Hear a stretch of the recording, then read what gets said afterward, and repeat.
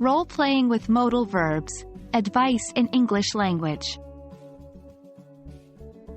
Hello, language learners. Welcome back to our English learning series. Today, we're going to delve into the world of modal verbs, specifically focusing on how to use them when giving advice.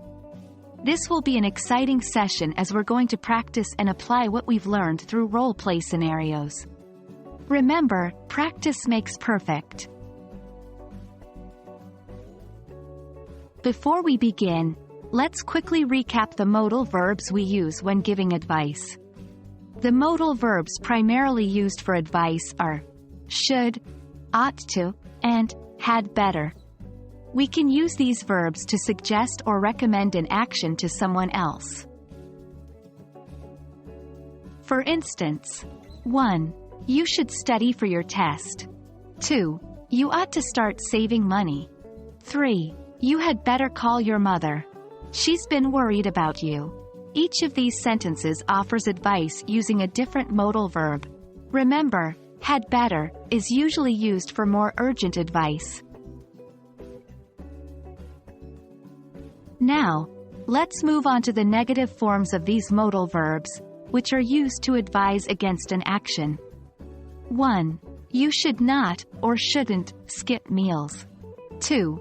You ought not to, or oughtn't to, ignore your health.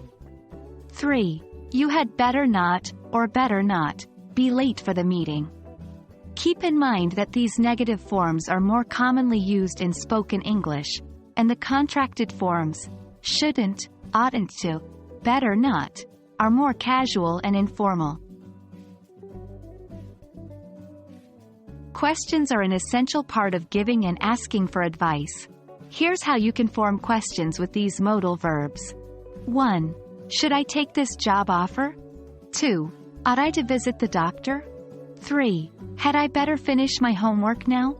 Remember that ought to and had better are less common in question forms, especially in American English. The verb should is most commonly used to ask for advice. Now, it's time for some role-play scenarios for practicing and applying what we've learned.